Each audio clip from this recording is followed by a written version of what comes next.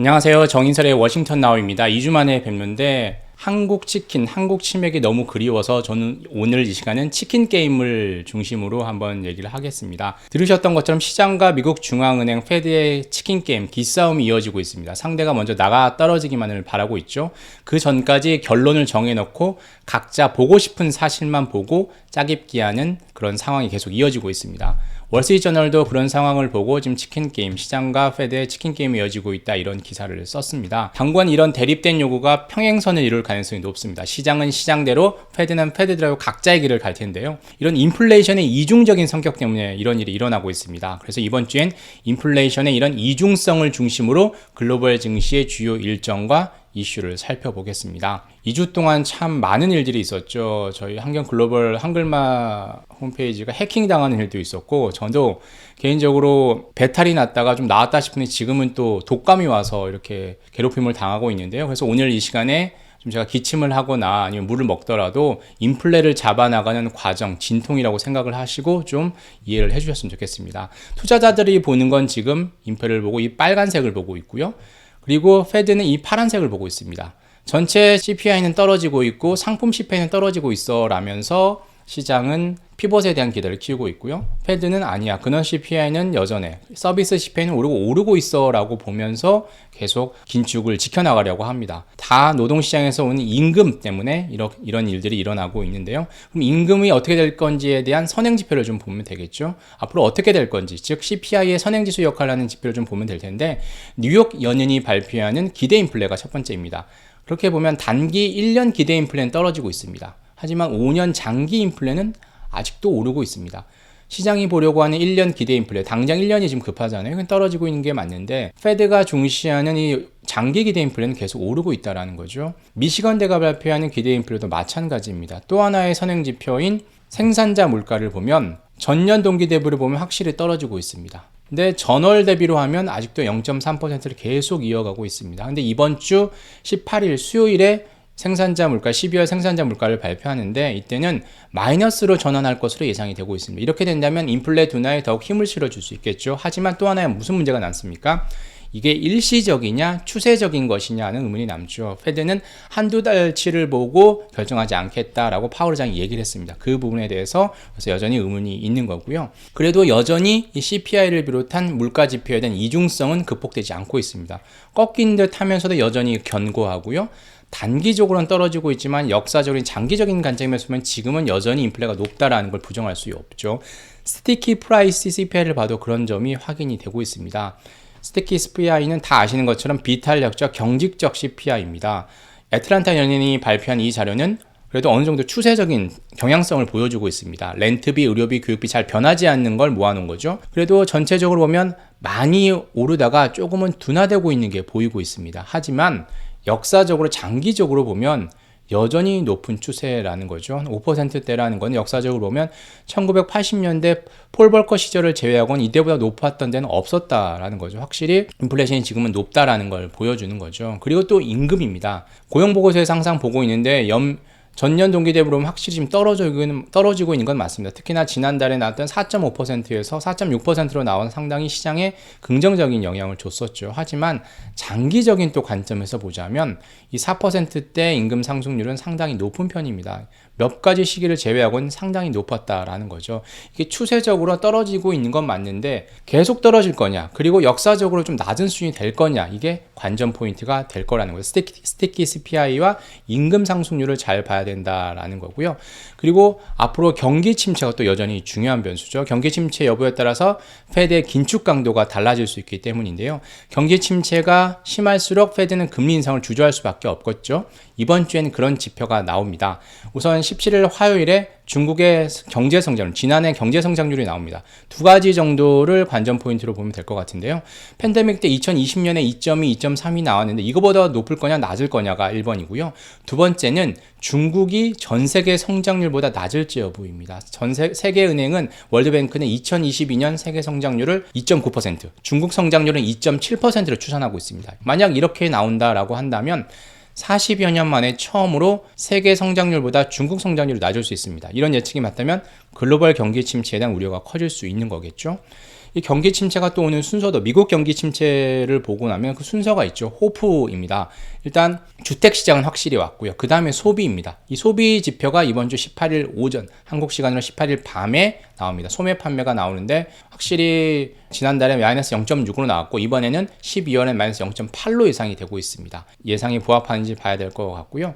그리고 산업 생산도 마이너스인데 이것도 또 마이너스가 될 것으로 예상이 되고 있습니다. 확실히 주택 시장과 소비까지는 확실히 침체가 왔는데 나머지는 신규 주문, 호프의 오더스 그리고 프로핏, 기업의 수익성의 문제, 그리고 마지막으로 경기 후행 지표인 노동 지표, 고용 지표, 인플레이먼트 고용 지표입니다.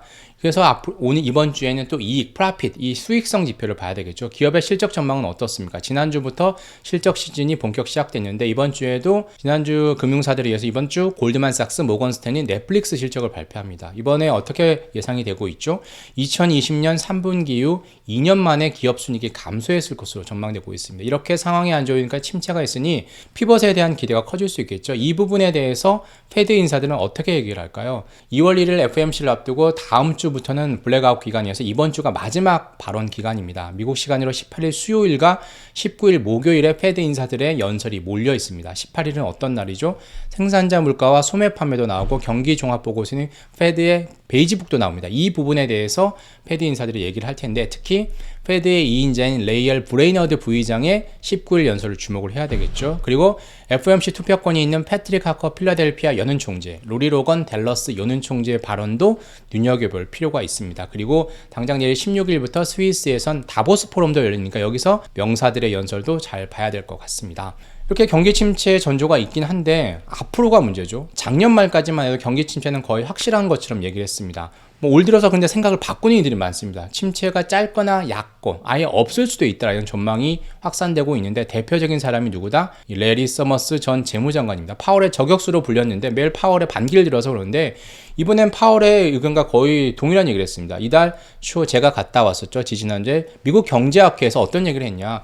이 사람의 18번인 장기 침체, 세큘러 스태그네이션이 아니라 고물가, 고금리 국면에 접어들었다 이렇게 얘기를 했습니다. 모든 정부들이 돈을 쓸 수밖에 없기 때문에 고물가와 고금리가 상당 부분 이어질 수 있다라면서 장기 침체는 아닐 것이다 이렇게 얘기를 했습니다. 중국의 급격한 변화도 글로벌 경제 판도를 좀 바꿀 수 있는 변수가 되고 있습니다. 너무나 빨리 제로 코로나에서 위드 코로나로 바꿨잖아요. 리오프닝으로 인해서 감염자 수가 급증하고 있지만 그래도 좀 안정화 단계에 접어들고 있는 것 같습니다. 물론 중국 통계를 100% 신뢰할 수 없지만 조금씩 나아지고 있다는 건 사실입니다. 이런 사실 때문에 올해 2023년 중국 성장률이 4%대에서 5%대로 높이는 투자은행들이 늘고 있습니다. 지난해 기저효과와 제로 코로나 정책 포기가 반영이 된 거죠. 중국 관광객들이 늘면 리오프닝이 시작될 관광객들이 늘면 가장 큰 긍정적인 효과를 누가 받죠? 사드 보복 전에는 한국도 많이 받았지만 최근엔 태국과 홍콩이 가장 많이 받습니다. 그리고 아무리 한국이 관광객이 없다 하더라도 세계의 공장인 중국이 자칫 제자리를 찾는다면 한국을 비롯한 아시아에도 호재입니다. 이렇게 되면 한국과 일본의 무역 수지가 적자에서 흑자로 전환될 수가 있겠죠. 그런 시기가 일찍 올 수 있는 거겠죠. 그리고 유로존의 불황, 이건 거의 기정사실이나 마찬가지였습니다. 하지만 최근 들어서는 짧고 얕게 끝날 수 있다. 이런 기대도 나오고 있습니다. 왜냐하면 따뜻한 겨울을 보내서 러시아의 가스의 의존도가 낮아졌기 때문입니다. 그래서 전체적으로 골드락스에 대한 기대까지 나오고 있습니다. 하지만 모든 게 뭐에 달렸습니까? 인플레이션입니다. 인플레이션은 아직도 여전히 높고 이런 상황에서 경기만 일부 회복된다면 세계 중앙은행들이 쉽게 금리 인하로 전환, 피봇을 할 수가 없겠죠. 이런 이유로 오늘은 경직적 스티키 CPI와 중국의 경기 회복 여부를 유심히 볼 필요가 있다. 이런 얘기를 제가 드렸습니다. 내일이 미국 증시 휴장일이죠. 노예 해방 100주년을 맞아서 마틴 루터킹 목사가 이런 얘기를 했습니다. 나에게 꿈이 있다. 이런 얘기를 했었는데 그가 평생 인종차별을 없애기, 종식시키기 위해서 노력했던 것처럼 16일 마틴 루터킹 데이를 시작으로 이걸 계기로 인플레이션을 조금 더 끝낼 수 있는 종결시키는 꿈이 조금씩 가까이 갔으면 실현됐으면 하는 바람을 얘기해 봅니다. 여기까지 내용이었고요. 2주 전에 제가 합법적 이민에 대해서 영상을 만들었었는데요. 이자성님 아프지 말아달라, 예리킴님, 영재유님 다 건강을 염려해 주셨는데 빨리 저도 이 독감도 빨리 회복하겠습니다. 생각의 여행님 감사드립니다. 옥슬라무님께서는 고용 문제가 새로운 문제가 됐는데 주류 경제학 관점에서 완전히 벗어나야 되는 거 아니냐 이런 얘기를 하셨는데 코로나 팬데믹 이후에 경제학 교과서를 새로 써야 된다는 얘기가 많습니다. 그전과 많이 바뀌었기 때문인데 이 지적은 저도 합당하다 생각을 해서 합니다. 해피티님 걱정해서 감사하고 하산70님 말씀처럼 빨리 회복을 하겠습니다. PKJ3님께서는 탐사뉴스란 말을 이런 과찬해 주셨는데 정말 감사드리고요. 누리동아님 여전히 감사드리겠습니다. 찰리 가까운거님 다 감사드리고요. 시크릿코드님 빨리 저도 건강 회복하겠습니다. 김재성님 부실기업이 무너질 수 있다라고 하는데 이런 위기 때 항상 옥석이 가려질 수 있는 건 어쩔 수 없는 것 같습니다. 여유님 어디서 저를 본 것 같다라고 했는데 옛날 김원장님 채널에서 봤다라고 하는데 KBS의 김원장 지금 태국 방콕 특파원으로 가 있죠. 예전에 KBS 1라디오에서 김원장의 성공야감을 했었는데 제가 거기에 게스트로 상당히 오랜 기간 출연을 했습니다. 저도 오랜만에 보니까 상당히 반갑네요. 워싱턴에 있고요. 김 원장님은 방콕에 있는데 서로 열심히 하다 다시 만나는 날이 있겠죠. 계속 구독해 주시면 감사하겠습니다. JYJ님 한국에 있는 은퇴자 밤잠이 안 온다라고 했는데 미국에 있는 특파원도 밤잠이 안 옵니다. 빨리 인플레가 잡혔으면 좋겠습니다. 진서님 때문에 제가 좀 더 신경을 쓰게 됩니다. 제가 썼던 기사 단어 하나 문장 한 줄을 열심히 봤다라고 하는데 더욱더 신경 써서 하도록 하겠습니다. DKM님 과천의 말씀 감사드립니다. 13오리님 정창원님 오늘도 와주셔서 너무 감사드리고 앤디엄님도 또 감사드립니다. 코타나님 한국과 미국이 협력해서 이민 문제 풀고 한국은 일자리 문제 풀었으면 좋겠다라고 하는데요. 이번 올해 상반기에 윤석열 대통령이 반드시 방미를 할 겁니다. 한미 정상회담에서 포괄적 전략동맹, 한미 동맹을 포괄적 전략동맹으로 발전시켜 나가겠다고 했는데 이 부분도 반드시 얘기를 했으면 좋겠습니다. 한국 기업들이 미국에 상당히 많이 투자를 하잖아요. 그래서 한국의 일자리도 많이 좀 만들 수 있는 그런 형태로 좀 잘 얘기가 됐으면 좋겠습니다.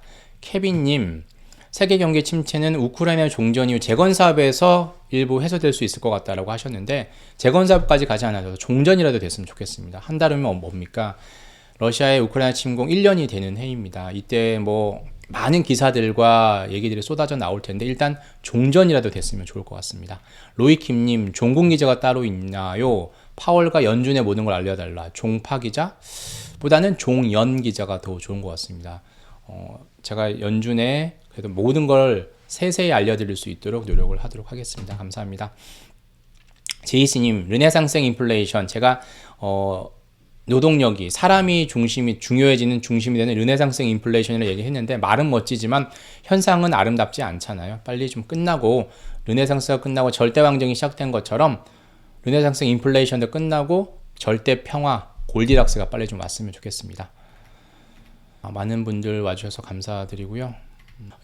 준송님과 얘기해 주셨는데 3-4%의 그 임금 인플레는 받아들여야 된다라고 하셨는데 역사적으로는 좀 높은 수준이다라는 게 좀 문제인 거고 경제 성장이 그 정도만 받쳐준다면 아무런 문제가 없을 것 같습니다. 그게 돼야 된다라는 전제 조건이 있어야 될 것 같고요. 빈쌀마님 정말 닉네임 이쁘죠? 빈쌀마님 콩에 쌀까지 있으니까 좋을 것 같은데 이민자가 들어오면 기존 이민자들과의 마찰이 있다라고 하는데 이런 역사적으로 항상 이런 알력은 있었습니다. 이걸 슬기롭게 극복해서 정치 문제, 경제 문제 다 극복할 수 있었으면 좋겠습니다. 크리스님 감사드리고요. 이분은 외교부 분인가요? 대한민국 외교부 만세를 외쳐주셨는데 이분 얘기처럼 미국 동부에 있으니까 저랑 가까이 있는데 가장 많이 볼 수 있는 게 미국이 많이 볼 수 있는 간판이 We are hiring이죠. 여기 동네 아마존도 1년째 채용 공고 중이라고 하는데요. 이런 현상이 빨리빨리 극복이 돼야 되겠죠. 유미 제리님의 이 말씀을 저는 가장 의미 있는 지적이라고 생각을 합니다. 편집 때문인지 쉼표 없이 계속 말이 이어지니까 숨이 찬다라고 하셨는데요. 저도 지난주 영상을 다시 보니까 좀 너무 빠른 것 같습니다. 편집의 중간에 자른 부분도 상당히 있었던 것 같고요. 그래서 오늘은 좀 제가 좀 아파서 이전부터는 좀 천천히 했던 것 같은데 신경을 쓰고 하겠습니다. 하지만 여러분들의 시간을 조금이라도 아껴드리려고 하는 차원에서 저는 그 중간중간에 여백을 없애려고 하는데 적당하게 하도록 하겠습니다. 말씀 감사드리고요. 저는 다음 주는 설날이니까 설날 잘 세시고 저는 2주 후에 찾아오도록 하겠습니다. 감사합니다. 여러분들 건강하시고 아프지 마시고 2주 후에 찾아뵙도록 하겠습니다. 감사합니다.